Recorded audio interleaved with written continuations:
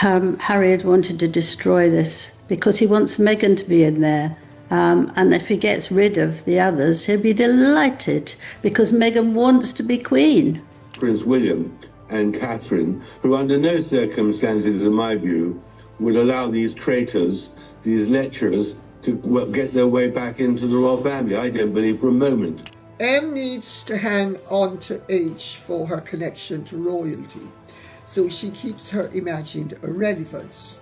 That traitor Prince Harry emerged victorious overnight in Washington, D.C. His goofy grin not covering up an alarmingly bald hairline, those the words he used about his brother Prince William. British public will not stand for it. Absolutely not stand for it. Nobody told Catherine first. She found out through the newspapers. And in that single moment, something inside her changed forever. Because Meghan is not just returning to Britain, she is coming back with a specific plan.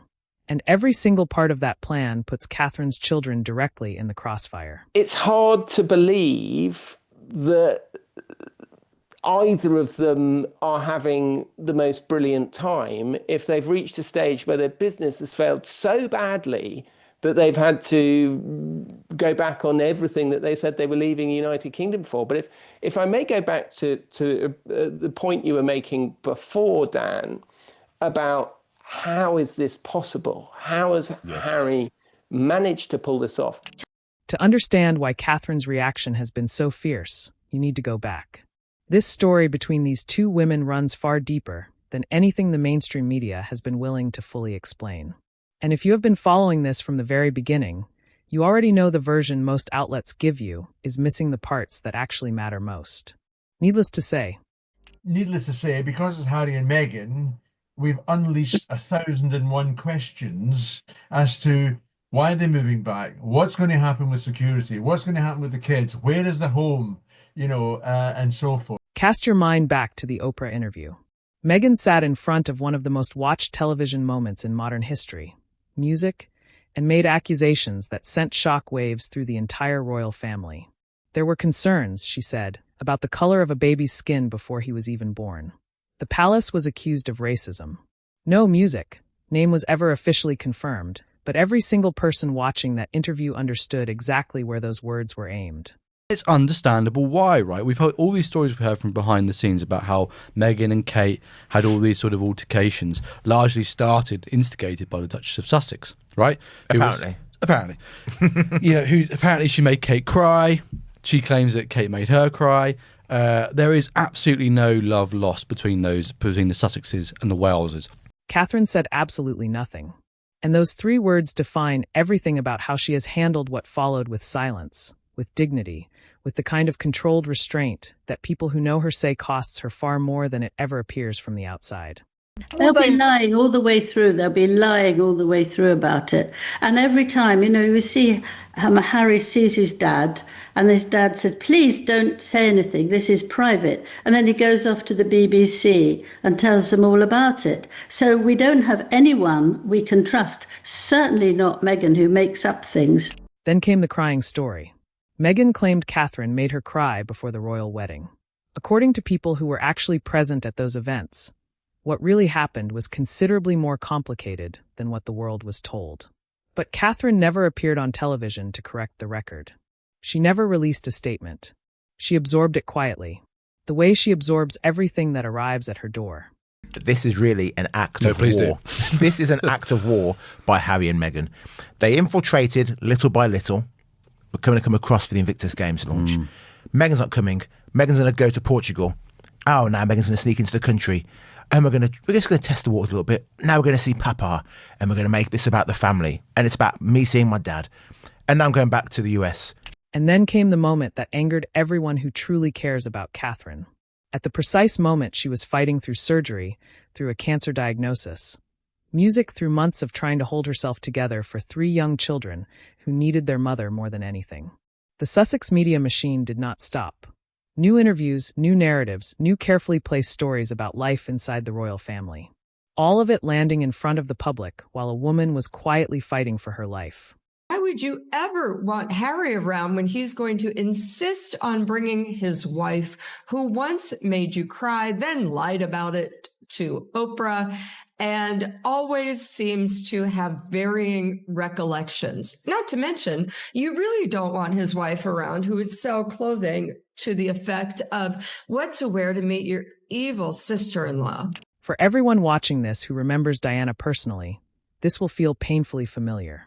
A woman inside that institution, absorbing attack after music, attack while smiling for the cameras, protecting her children while the world picked apart, music, her every movement. Diana fought that same battle in different ways and different times, but the pattern is unmistakable to anyone old enough to remember it clearly. She's very courage. She's very courage. She can be very courage. And so she can do anything she likes. She will write disgusting books that you never believe. She will dress in ways that you absolutely shouldn't. She'll do that wiggle woggle that she did before. That wiggle what? A wiggle woggle that we thought she was having a baby, but she probably wasn't. That terrible dancing. And I mean, who would do that? Catherine is made of extraordinary steel, but there is a limit to what any person can carry before something shifts permanently inside them. And that shift has happened. People close to this situation consistently describe a Catherine who is no longer simply enduring whatever arrives at her. She is drawing lines, firm ones. The most important line is the one she has placed firmly between Meghan and her children. George, Charlotte, and Louis will not become supporting characters in a Sussex comeback story. Catherine has made that position completely clear to the people who need to hear it. And this is a really important point for me. William and Catherine, who I don't think, I can't imagine there's going to be much happiness on that side. They've been and are this consistent, wonderful feature, I think, and I think they're the future of the British monarchy. Let's not forget that a lot of what Meghan stirred up online caused real difficulty for Catherine. She went through cancer. William is massively and rightly protective of his wife. If you believed from the very beginning that Catherine deserved far better than everything she received through all of this, you were completely right. You always were. King Charles is fighting cancer. He is carrying a burden most of us cannot fully imagine. Most people watching have extended him genuine compassion for that. Rightly so. But compassion for a man's health does not require silence about what he has reportedly been doing behind closed doors. Because what Charles has been quietly building over many months has left both William and Catherine feeling completely abandoned by the one person who was supposed to stand between them and this chaos. Because if the king relents, it could be over for the British monarchy. I've been reporting for quite some time that Charles is very, very keen to welcome Harry back to the United Kingdom. I've been very clear that I personally think this is a mistake, but that's frankly neither here nor there, is it? That's just my opinion. Who am I? Why do they bother about? Why should they bother about me? The point is that, please boys, don't make my final years a misery. Palace insiders have referred to it privately as Operation Thor, a carefully constructed, long-term strategy to bring Harry and Meghan back into the British royal picture. Not a spontaneous act of fatherly love. A deliberate plan built quietly over time. And according to royal reporters with established palace contacts, this plan involved multiple private meetings and careful preparation, all designed to smooth Harry and Meghan's path back, while keeping William and Catherine entirely outside the decision-making process. But what Harry has very skillfully done is he's exploited Charles's love for him, and Charles does love Harry. He adores Harry, the darling boy. He's exploited it, and he's driven a wedge between the king and the heir. And by peeling off and separating William and the king, he's now got himself into a situation where he's basically able to come home with the king's blessing. And think about what that means for Catherine specifically. She spent months recovering from surgery while protecting her children's daily routines. She kept showing up publicly when she was barely well enough to do so. She carried herself with extraordinary dignity through one of the hardest years of her entire life. And while she was doing all of that, while William was holding this entire monarchy together with his own hands, Charles was reportedly directing his energy somewhere else entirely. And I can imagine that this will cause a lot of stress to both of them, but specifically Princess Catherine. Yeah, I can imagine Meghan turning up knocking at the door and saying, hello, hi, we haven't seen each other for a long time. So what does Catherine say? Sod off. Seriously, I wouldn't let her in the house. I wouldn't trust her. No, but I mean, then she could sue that as a story. I mean, you have to be very careful.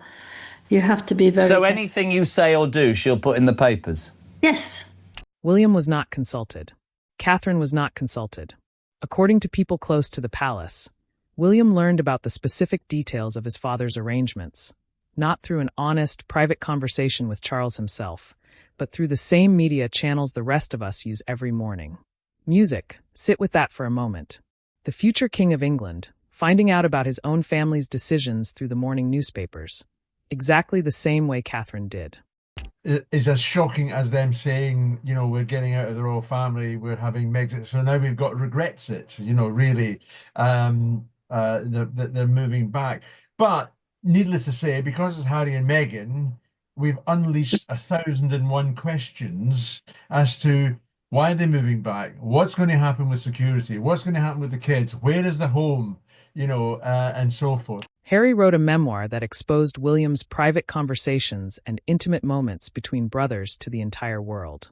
Meghan gave interviews that caused lasting damage to Catherine's reputation, damage that cannot be fully undone. She made accusations carefully worded and strategically placed that landed deeply and stayed there. And Charles, according to everything credible sources are consistently reporting, decided to welcome them back regardless. And one of the factors that means they are not in that cohort is that they do not live in the United Kingdom. Now, if they live in the United Kingdom, they tick one of the boxes. And if Charles gives Harry a very minor role at a very minor charity, they are suddenly working royals again, and they will be entitled to security. For everyone watching this who values loyalty above almost everything else, who understands what it genuinely means to stand beside someone through their very worst, this is the part that cuts deepest. Music, William and Catherine stood beside this family through cancer, through sustained public attack. Music, through years of chaos that was never their fault. And this is reportedly what was waiting for them on the other side of all that sacrifice. Catherine keeps working. Music, she keeps showing up. She says nothing publicly about any of Charles's decisions. Nobody packs up an entire life in days. Nobody enrolls children in schools across an ocean, arranges a home in another country, and coordinates a major public announcement, all within a single week unless something has genuinely forced their hand and left very few real choices remaining. This is huge news. They're returning within days. For good. This is mad. This is 2 weeks after they were here for a trip, right? To go and see the king. Didn't bother telling him then that they fancied coming back. He found out on Sunday, just 4 days ago, and they'll probably be here by the end of the week, JJ. Yeah. So, as it stands, no idea where they're living exactly, right? But they are moving here ostensibly because Archie and Lilibet are going to go to school in the UK.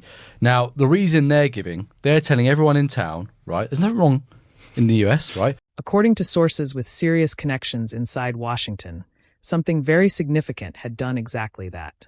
The date worth remembering is August the music 11th. That is reportedly when the United States State Department began a focused review of Harry's visa documentation. And the trigger for that review was something Harry himself placed into the public record in a globally distributed memoir available in New York and Washington, D.C. official government contacts confirmed the actual and much more serious reason that H&M are leaving so quickly is because the feds were closing in on H for illegal entry into US due to falsifying immigration papers and other supporting documents. In Spare, Harry wrote candidly about cocaine, about music, cannabis, about psychedelics. He framed these experiences as personal growth. What he may not have fully considered is that those same detailed admissions sat in direct contradiction to what United States immigration documents require applicants to honestly declare. You cannot spend significant portions of a globally published book describing years of drug use and simultaneously maintain a clean immigration record when both things now exist in writing side by side for any official to examine at any time. Preparations were being made to nullify his visa status, and in effect kick him out of US. Also, the very real possibility, and now this is in what's it called? Bold. The very real possibility of federal criminal charges and possible prison time for falsifying visa documents, along with other documents withheld that were incriminating. The Heritage Foundation had been pressing this specific question for months through official channels and formal requests. Did Harry accurately declare his drug history when he applied to reside in the United States? Music, they were not going to let this go. And if the answer to that question is no, American federal law has very clear requirements about what happens next. Harry's legal advisors reportedly assessed the full situation and reached a clear and urgent conclusion. Remaining in America as a full-time resident created dramatically greater legal exposure than departing voluntarily. The advice was direct. Leave and do it quickly. The U.S. State Department in Washington, D.C. has spent the past 24 hours investigating Harry's visa documents about falsifying his illegal drug use in order to enter the U.S., based on his statements from his book Spare. There is a short window of opportunity right now in bold. Then there is the Archwell charity situation. The IRS does not arrive quietly.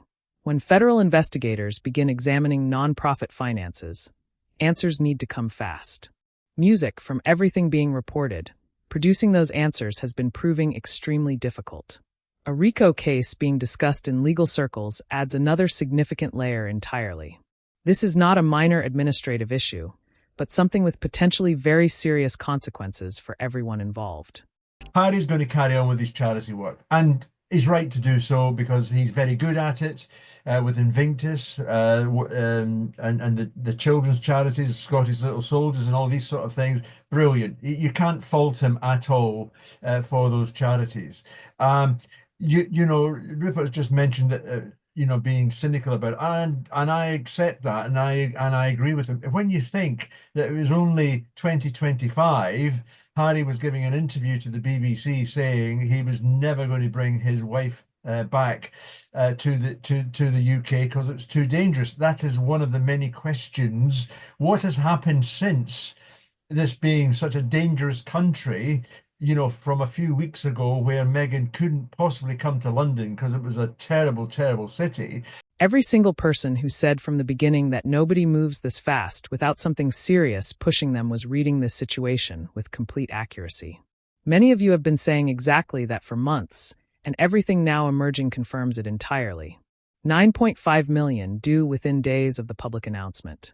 That is where the Daily Mail court judgment settled. Harry pursued that case against the specific advice of people who understood British courts far better than he did. He was music warned. He pressed ahead regardless, and he lost in a way that carries immediate financial consequences that cannot be delayed, negotiated, or quietly made to disappear. Brilliant news that Prince Harry, formerly known as Prince, is going to come back to the UK. Oh yes, with trailer trash Meghan Markle. Having failed spectacularly at everything they've ever tried to do in America, including start businesses, be quasi-royals and hand out soup in kitchens to Palestinian women and try to be celebrities, that failed. Having said that the royal family were racist and gone on Oprah and scooped up all the plaudits while they could, now, with their tail between their legs, they plan on coming back to the UK to use the only leverage they have left, which is that Harry used to be a royal. They're not even going to be working royals. They're just going to rock up and get free housing. I mean, seriously, they're basically illegals at this point. 9.5 million is only the opening figure. Legal analysts tracking this case suggest the final total calculated on the indemnity basis the judge specifically ordered could reach 35 million, possibly considerably beyond that. Consider the mathematics of all this for a moment. A house in California costing a considerable fortune, music, every single month to maintain. A legal judgment demanding 9.5 million within days. A lifestyle built entirely on the assumption that the deals and partnerships would keep arriving. None of those assumptions held, and the full bill has now arrived all at once. He's a rudderless 40-something. Yes, he's got some charity work here. But if you see, he's been sort of flying around America, left, right, and centre, trying to find a role for himself. But actually, nothing's really stuck. So actually, he's got to go back to what he knows best, which is come back to Britain and try and cash in somehow, whether it is doing charity work. The Netflix deal is finished. The Spotify partnership ended with public embarrassment. The As Ever lifestyle brand, the carefully positioned products designed to establish Meghan as a meaningful presence in the American consumer market, has not generated anything close music to what the business required to sustain itself. The Netflix deal, it's dead. The Netflix deal is dead. It's been dead for a while. And Netflix themselves have been distancing themselves from her. Yeah. They were doing the As Ever brand with her. Then they said, no, we're not doing that anymore. The deal of, we're going to pay you X amount of $1 million a year, Meghan and Harry, to executive produce these different ideas and these different programs and documentaries. Well, they just kept coming up with tripe. So Netflix said, the deal's now changing to a first look deal, i.e. you come up with an idea, let us look at it first, and we'll decide whether we want it or not. Netflix didn't want any of their stuff. The Montecito property carries a heavy mortgage, significant California property taxes, and monthly upkeep costs that people close to the situation consistently describe as far beyond what their current income supports. And they are now reportedly maintaining that California home, a residence in Portugal, and a new property in the United Kingdom simultaneously. 3 properties across 2 continents, a declining income, and a legal bill that would genuinely frighten most people. But how's he going to earn a living? Because this is going to be an expensive still lifestyle. And if you're keeping a house in Portugal, a house in Montecito, who's funding it? And as Andy Burnham, the Prime Minister of this country for currently, given the fact that we change him as we have hot dinners over here, has said, was asked about the private security, the questions of security, and said it's a private family matter. So that'll be interesting. What level of security will they be having? The model they should be adopting is the Tyndall model. The most credible explanation for who fills that financial gap leads directly back to King Charles. The man who, despite the published memoir, the television interviews, and everything that followed, reportedly cannot bring himself to allow his younger son to face the full consequences of his own freely made decisions. Perhaps understandable as a father, considerably harder to accept as the head of a monarchy built on accountability. Catherine watches all of this. She continues showing up. She continues working. She has not commented publicly on a single word of any of it.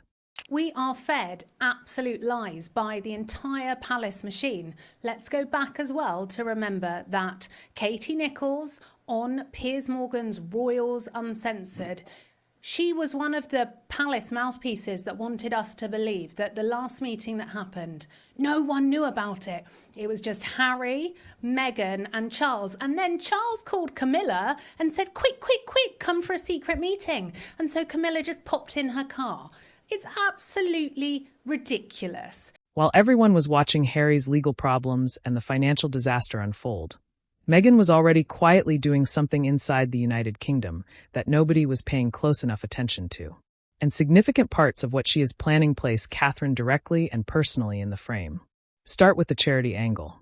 Insiders, including Tom Bower, have noted that Harry's stated intention to involve music himself with British charities creates an immediate and ongoing problem for the working royals. Every public engagement Harry takes on will be positioned in the media alongside what William and Catherine are doing during the same period. Cameras follow both. Papers compare them. The relentless media attention that follows everything the Sussexes touch will constantly pull oxygen away from the genuine and consistent work William and Catherine have built, carefully over many years. This is not accidental. Attention has always been the primary currency in this dynamic. I think they're desperate. I think they're desperate because they run out of any hope of conquering Hollywood. They're isolated in America. I think the money is running down. And I think as well that Harry is terribly concerned that he could lose his titles. I think he's desperate about his status in Britain. And he's lonely in America. I think that he needs Britain because that is really his home. And he's been unable to shape any sort of career. in California. Then there is the school situation, and this is where everything becomes deeply and uncomfortably personal for Catherine. Archie and Leet are reportedly enrolled in a British school. George, Charlotte, and Louis attend British schools. These are children who chose absolutely nothing about any of this. But the simple geographical reality of their situations means that school events, community moments, the completely ordinary fabric of children's daily lives could now place Catherine in direct proximity.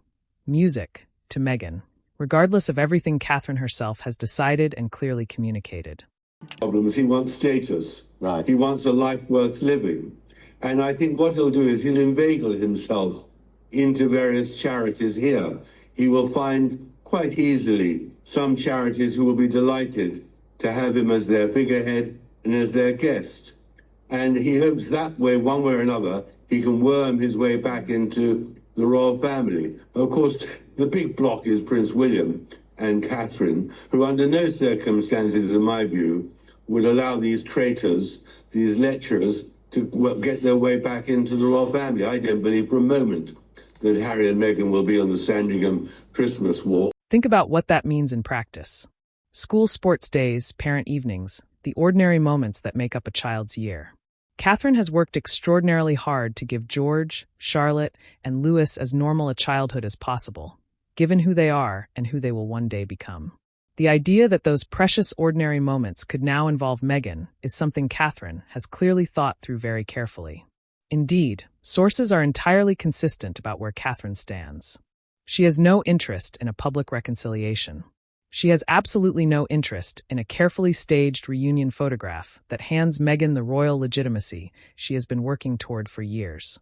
And she will not allow her children to become props in someone else's return story. Not now, not ever. Catherine knew. She always knew. Meghan Markle was not to be trusted.